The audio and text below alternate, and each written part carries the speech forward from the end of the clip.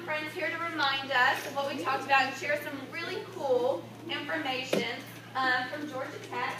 We have Dr. Peng here, who's a professor there of seismology, and we also have one of his graduate students, Mr. Miguel, who's here to help us as well. So they are going to present some information as well as take some of your questions. You need to remember our school expectations of being safe, being kind, and being responsible. I think you guys are going to do a great job. If you have questions, we're going to wait till the end, right? And then you can ask questions by raising your hand. Okay. You guys ready? Okay, great. Again, my name is Zigang Peng. I originally came from, I grew up in China, and then came to the United States in 1998.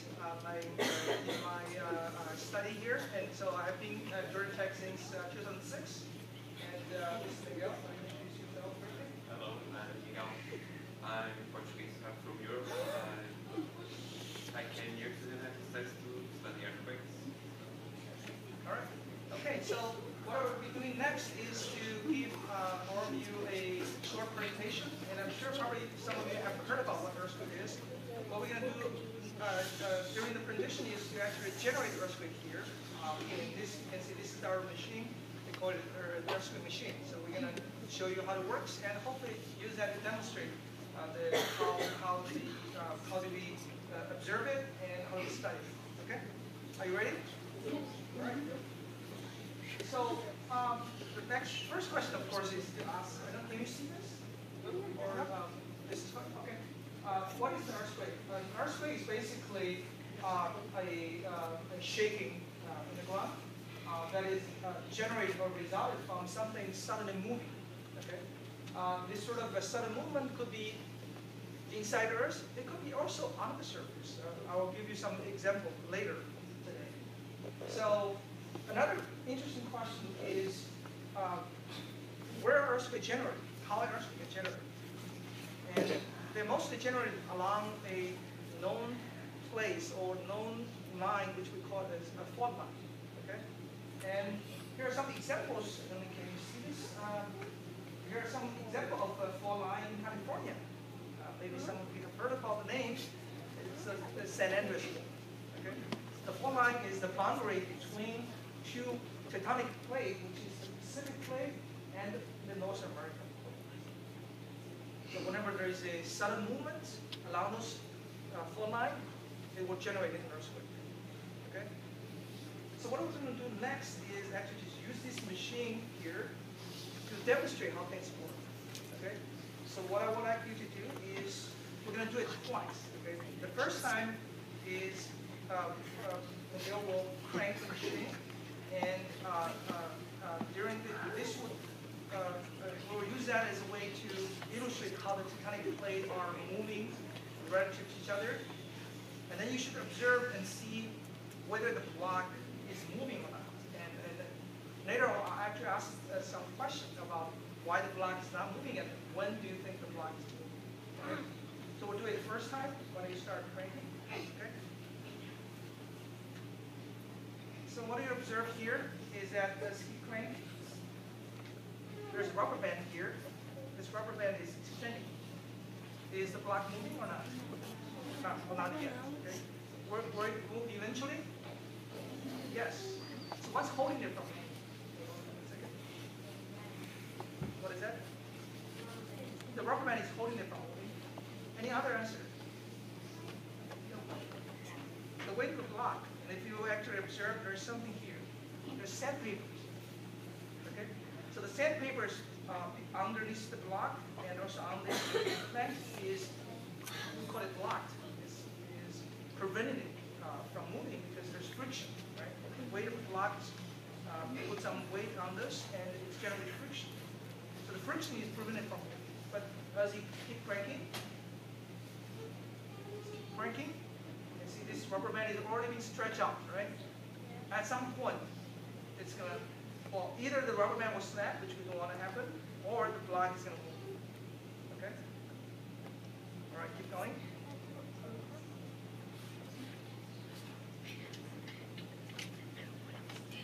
Okay, maybe I should give it a push, right? Because I see that the rubber band may be snapped. Okay, we don't want it to happen. So, when you stop here a little bit, how do you make this block move?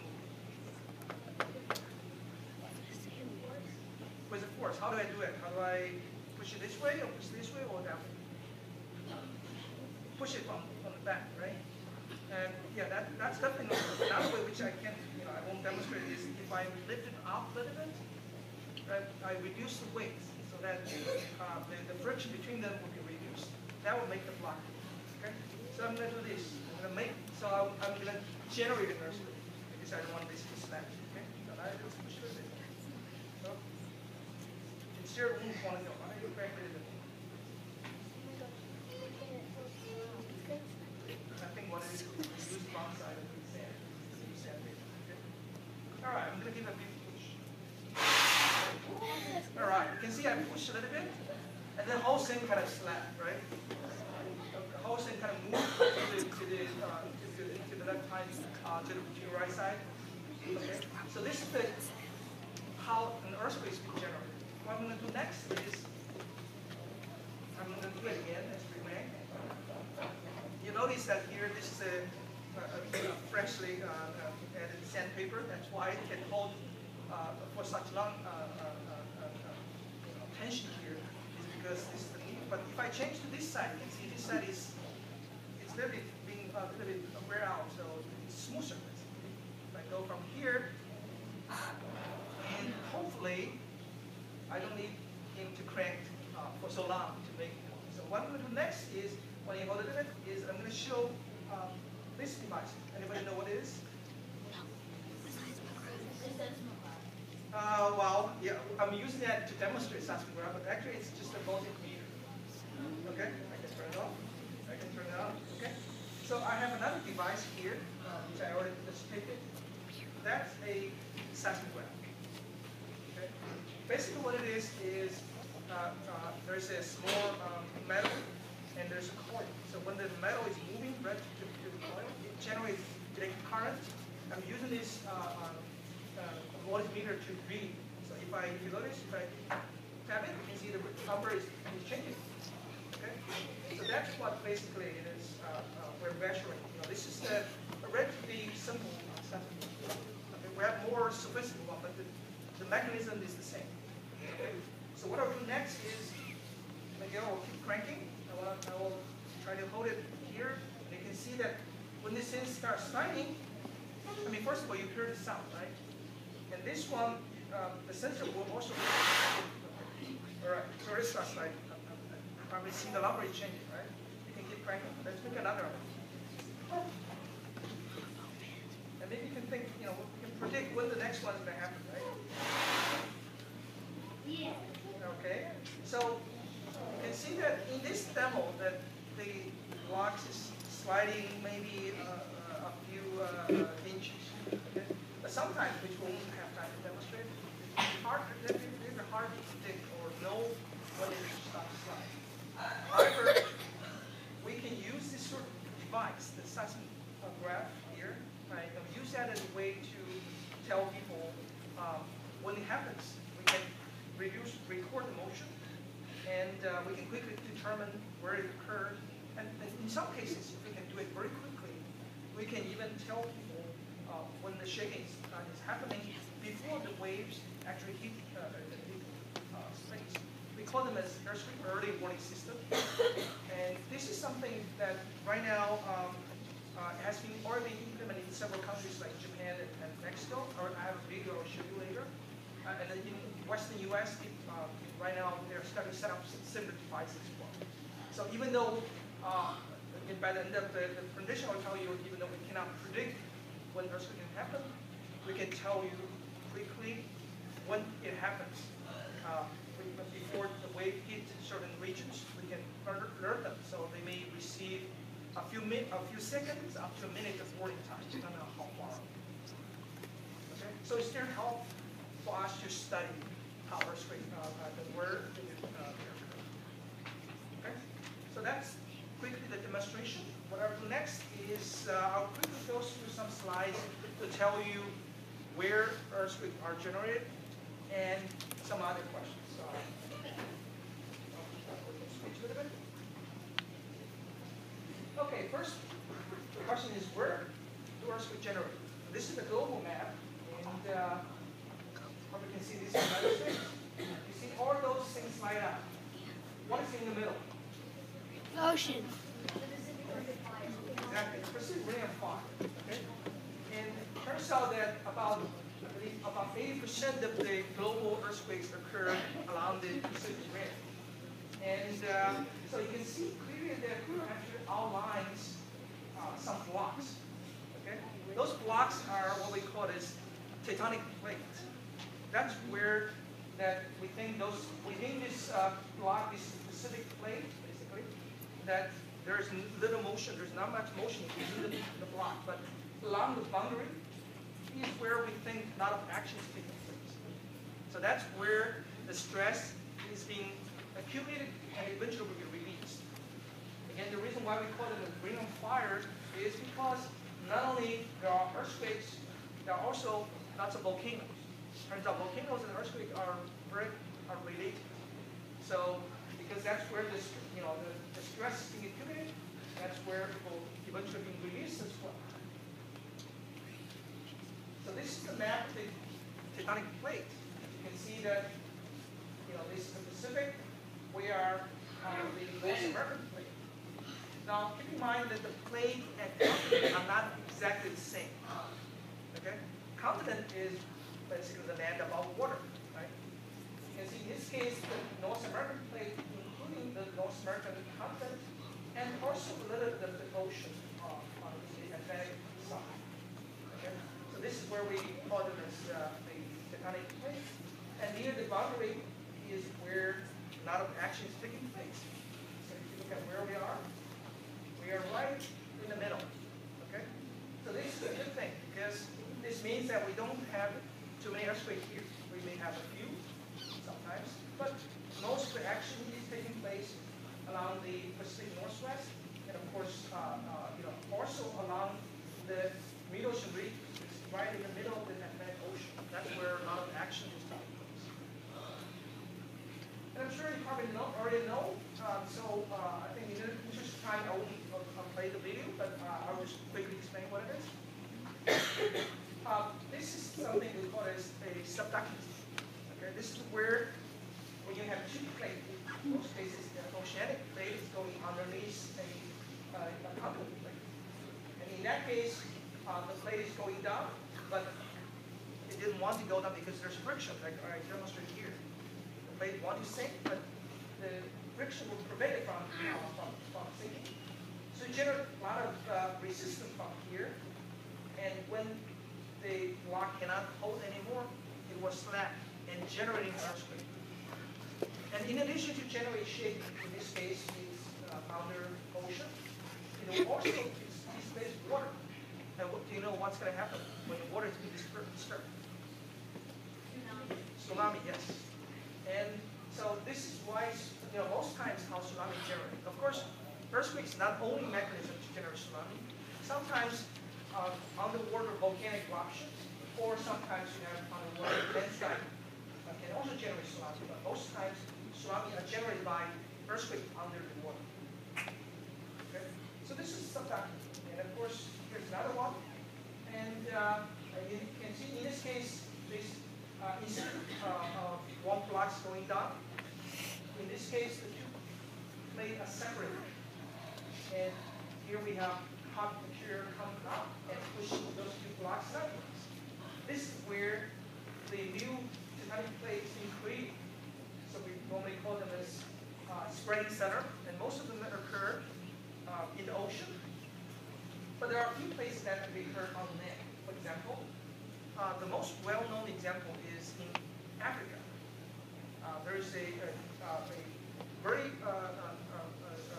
interesting geologic boundary called East African Reef Zone. And so over there, basically, the tectonic force is trying to push up and push Africa into two directions. So along this reef zone, we have a lot of volcanoes, we have big lakes, and eventually, after millions of years, those two plates in Africa will be separate. So the new ocean created. And finally, this another example, which in this case, two plates kind of drop against each other. So they go sideways instead of going down or separate. So in this case, we generate something called stretching form. A very well-known example is the San Andreas form. You can actually see that here, these are actually river channels being displaced.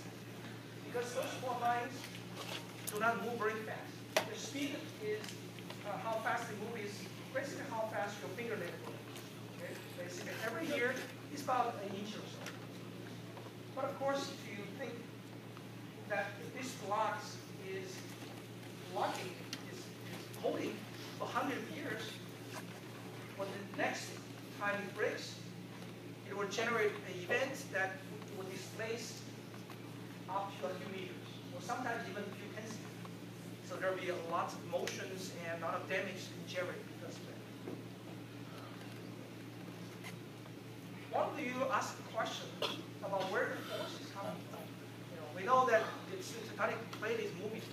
But what's driving the tectonic movement? Okay? Turns out it's actually very simple. It is something we call as mantle convection. So we know that under, we are sitting on a so-called crust. Underneath the crust, which is normally about 2 tenths of kilometers thick, is another layer which we call as mantle. Mantle is also solid. Sometimes people think when you see something like this, people may think mantle is melting or liquid. Turns out that's not the case. Mantle is solid. However, over geologic time scales, mantle can flow. Okay? So in this case, it turns out that there are hot materials underneath. Of course, below mantle is the so-called outer core. There are very hot material underneath. So it's again heated up, and hot material will rise up. And when they rise up, most times they drop in the middle of the system. They push the plate apart, and eventually the plate will sink down to form a cycle. Okay? So this big mantle convection is the driving force to move the plate apart and push one plate underneath it. Okay?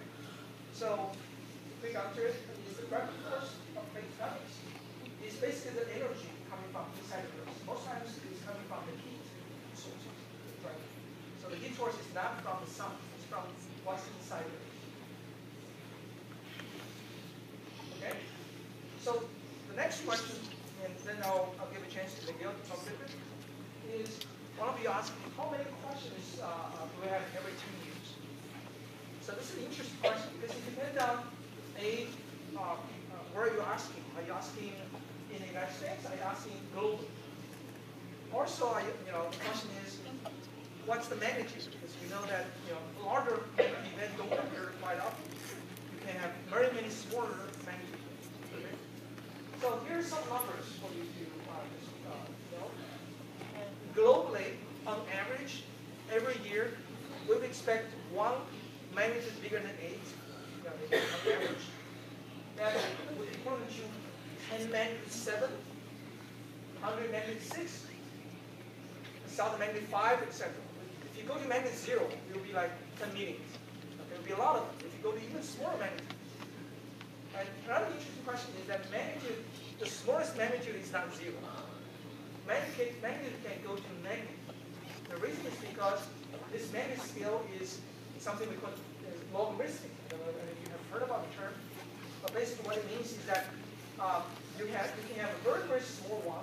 That the smallest magnitude event you can generate is if I have a pen, I can braid the pencil, that can generate an earthquake of magnitude -12. That is the smallest, probably the smallest magnitude event you can generate. The largest one so far has occurred is 9.5, which occurred in 1960 in Chile. Okay, that one not only generated a lot of damage, but also created a transoceanic tsunami that actually unfortunately killed some people on the East Asia. Okay. Now, this is a plot showing magnitude versus time since last century. You can see that, so this is the Chile event. Right? That's the largest one. The second largest one occurred in 2004 that occur off the coast of Indonesia. They're also generate a lot of tsunamis as well. Now, there you can see something interesting, especially if you look at only at magnitude bigger than 8.5. Those are the very large ones. Okay. What we can see is that in the 1560s there were several magnitude, close to 9, but there's nothing happened. But then since 2004, we have several magnitude bigger than 8.5 and close to 9 occurred. So if you look at this pattern, you can see that the occurrence of very large earthquakes, they don't occur every year, of course. They sometimes occur in clusters. They like to occur in a group. We don't know why. But at least that's what's showing. Is that right now, at least for very large events, we have magnitude bigger than 8. We have 2 magnitude bigger than 8 every year right now. But before 2004, every 2 years we have 1 magnitude bigger than 8. So there's a factor of 4 increase since 2004. We're still trying to figure out what's going on, but that's what we have to know. Okay? Take a look.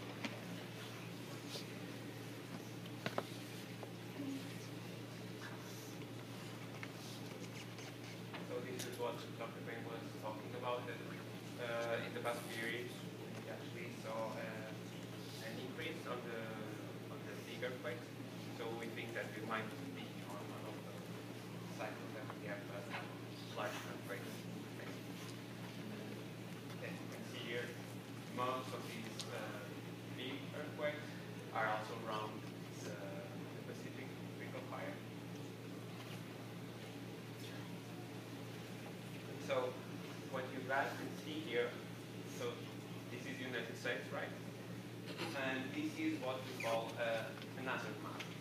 So what this tells us is the places where we have an higher probability of having a higher shaking. So where the places that can be more affected by the shaking of earthquakes. And as you can see, as we expected it, so the region that an higher risk is along the west coast, so in California and the Washington side. And then we also have some places in the east coast, but let's say that we are more safe here than on the west coast. And these specific places is what we call an intraplate region. So we can also have earthquakes inside the plate. But different from the west coast, in here we actually earthquakes, they have a longer return time. So it takes more time for us to actually feel an earthquake here. And as you can see here in Atlanta, so we are green, so you guys are fairly safe here. And so this is what I would say. So in Georgia, we don't have those many earthquakes, but we already, so this region already felt some significant shaking from earthquakes near us. So this is the case of the 1886 earthquake in Charleston, so South Carolina. And this is the Georgia. So although we have less earthquakes here, we also have another problem. So people aren't actually used to feel an earthquake here. So since we don't have those many earthquakes, we usually don't know what we should do. And this is one of the problems that we need to tackle. To educate you guys of what to do during an earthquake, because they can still happen.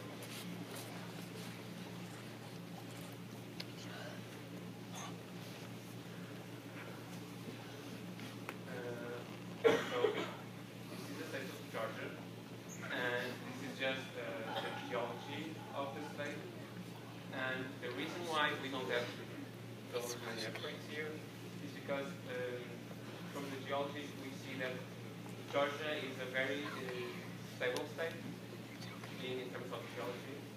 And the crust here is a little bit thicker than on the west coast, so it's, let's say, it's more difficult for us to generate an earthquake on the crust.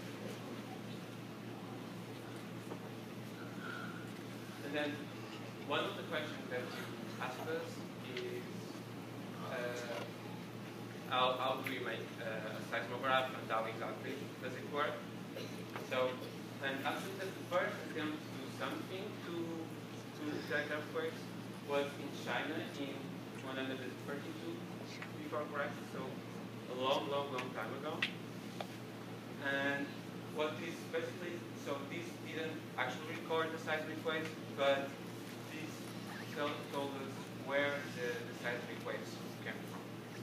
And then only in the 19th century, we actually had something that could record the seismic waves.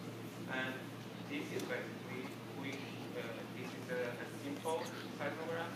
So what we do is we have a little mass here that is connected to a small spring. And so when an earthquake makes the seismic waves that make the shaking, so this spring will move, and then we'll move the mass. And we then, this was the first one, we actually could record this movement on paper. And this then allowed us to study earthquakes in more detail. So this is a device I can just pass it around. You can take a look and make sure to reflect it upward. But you can see that there's a device there. You can shake a little bit, and you can actually, it's actually, of course, right now it's not recording, but that's the type of sensor we're actually using. So right now what we use is digital seismograph. So what is basically has a little mass that is confined in an electromagnetic field. So and when it feels the shaking, it just shakes and then transmits this shaking to a computer, and then we can actually see the waves.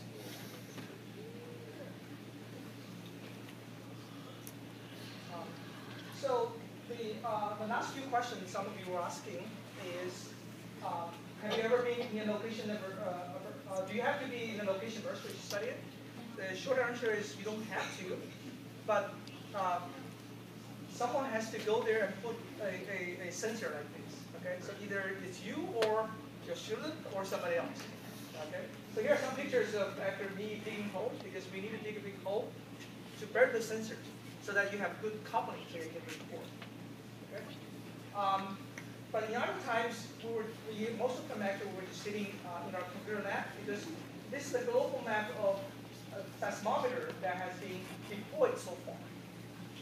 Right. So most of the sensors are, there's probably about more than 10,000 sensors has already been put in the ground. So we can actually just directly using the data. So whenever there's an earthquake, I don't have to go to the spot. Most times, I can just go to a website and request that. Another question is, have you ever been in a really bad earthquake? In my case, unfortunately or fortunately, no, or not yet. But I've been to many places that just recently had earthquake, because we need to go there and put sensors. Here are some examples. This is one in California. You can see I'm standing on the whole line that is ruptured. Here's another one. I went back a few years later after a big earthquake happened in China.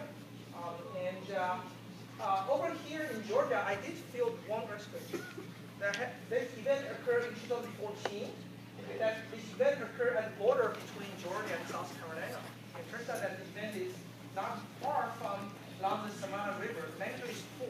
So not very big. So you only feel the shaking, but you can tell it's an earthquake. Here's another question: is what does it feel like during an earthquake? What I can show you is maybe one of the video that maybe this one. This is a very large earthquake occurred in Japan in 1995. And speaking Japanese, so you can see there's a capture here. Go ahead. Go back a little bit. ニュースは笹明記者です。おはようございます。まず今日も地震のニュースからです。まず地震が発生した瞬間の映像からご覧いただきます。1月17日午前5時46分、神戸市内のコンビニエンスストアの防犯カメラが捉えた映像です。まず出てますよね。商品も飛び出るように床に落ちています。地震が起きたら火を消したり、机の下に潜るようにしていますけれども。Okay, so in the interim time, I won't play the whole, but I think if there's time, we hope I can play with you later. But if you notice that there are big motion there. This is the magnitude 7 earthquake. Okay. Now, fortunately, during this video, there's nobody get hurt or injured. But the interesting observation is that there are big motions up to about 1 meter of very violent shaking. In addition, if you notice that here there's a bookshelf.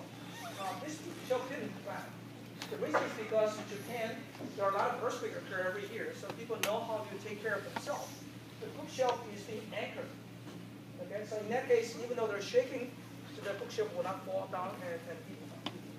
Okay, so it's very important to know what to do during and immediately after earthquake. I'll tell you momentarily.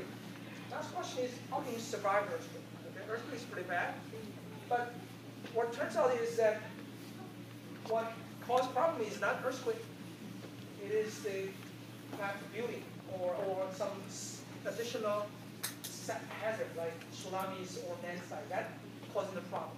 Okay, so in a strong shaking, in this case you can see people cannot walk because the ground is vibrating. You cannot walk. So do not try to run to doorways or anything. Try to find the nearest place and practice what is called drop, cover, and hold on. So in this case, let's say hypothetically, if the earthquake happens, I will try to go underneath the table, and I will hold the table under the shaking sofa. Then you can leave the room with the shaking sofa. Okay, that's what happens when you do inside. If you're outside, move away from power lines or buildings or anything that could potentially fall on you. Okay, if you're outside, go to an open spot. Okay, and finally, do not try to run to the doorway because the ground is shaking. Lastly, if you happen to be near ocean, near beach, if you feel shaking, or if you see the water is retreating significantly, that's a sign that tsunami may have been generated. So if you ever feel the shaking when you are on the beach, try to move away from water and move to go to higher ground. Okay? Most times there will be no tsunami, but you never know. So it's always better to play safe. Okay? And here's what I already showed you. Drop, cover, and hold down. I want you to remember this because this may potentially prevent you from injury or even potentially save your life. And finally, if you're shaking or if you see water withdraw significantly, go to higher ground and try to stay there after a few hours. Because sometimes, if there's actually tsunami, the first few waves may not be the highest. The wave coming later will be higher. So you don't try to go. You think the tsunami is over. Sometimes tsunami can last for a few hours. So I will have maybe a few minutes quickly finish up here.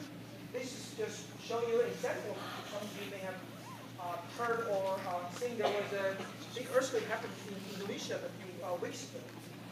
The event actually happens right in the middle, and this event not only generate strong shaking, but it also produce a tsunami and also create something called liquefaction, that the building will actually be shaped sideways. Again, in the interest time, I won't play the video, but later we can play that. What else can we do? What else can we use seismometer? So that we can actually use that to study hurricanes as well. And this is an image of hurricane last year, Hurricane Maria, in Puerto Rico and Caribbean. We can actually use the seismographs to record the shakings and also tell how strong it is. Again, I won't have time to play this, but here's a better interesting feature to look. This is the seismograph, and this is how the pressure is. You know that when the hurricane comes, there is a eye center. Eye center is a low pressure. Okay, so if you ever happen to be in the eye center, it's perfect there's no rain, there's nothing, you see sun, but then quickly the wind will come over it. But during that time, you see low pressure, you also see an interesting calm in terms of the shaking. So finally, I wanted to show you quickly one or two things, more things, what else can we use seismometer to do, and then hopefully we'll have maybe a few minutes for questions or not. This is another study that we're doing right now, that we're actually using seismometer placed in Antarctica and try to study how the ice is cracking and moving. Okay. Turns out that when the ice cracks or moves, it can also generate seismic waves. And here again some sound, which again I won't play. But basically, what happens during the time is that there was a big earthquake occurred in Chile. This event generates strong waves, and when they hit Antarctica, it created some crackings because the ice is breaking there when the wave hit Antarctica. All right, so quick summary. Earthquakes are driven by tectonic movement. They are also, the tectonic movement is driven by what we call the mantle convection. Seismology can be used to study earthquakes, but it can also be used to study other things like ice movement, but it can also be used to study hurricane, landslide, volcanic eruption. Earthquake cannot be predicted, but we can do certain things to potentially help us from being injured or during the event. The best practice is drop, cover, and hold up, and find another condition when you feel strong shaking in the beach, or you see ocean retreat significantly, move to high water because it's running big channel. I guess I'll stop here and I'll see if there are any questions. I think we have time for like 3 questions. Okay. Anybody have questions? Why do earthquakes happen? Okay. The short answer is earthquake happens because we have tectonic movement. Okay. When you build up pressure, the stress needs to be released. When the stress releases, that's generating earthquake.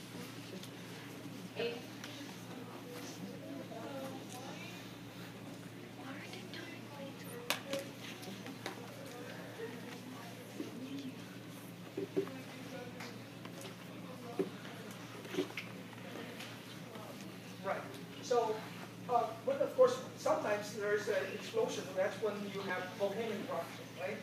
Now, when you have earthquake shaking, most times the earth will not crack. The earth will just move as it's in place, but it will move violently, like it's shown in the videos. That's why we call it as earthquake. Elaine, you got a question? Why do people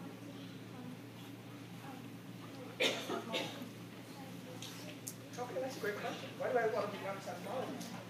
The reason is because I think that there are a lot of things we can learn. You know, first of all, we can go to the space very easily, right? Turns out it's very hard for us to go inside the Earth. The deepest hole we ever drill is up to 10 kilometers. So you can't go to, deeper. The only way we can study what's inside is to use seismology or use other tools to help us see what's going on. Besides, earthquake can also create damage. So I think that by studying that, we can help to improve our understanding of what how earthquake happens, so that we can continue to help save people's lives. Awesome. Guys, if you still have questions, what we can do is write them down, and I can always email and get some more responses if we didn't answer your question through the presentation. Okay? I think we're about done. Yeah. Thank you so much. Well, thank you guys.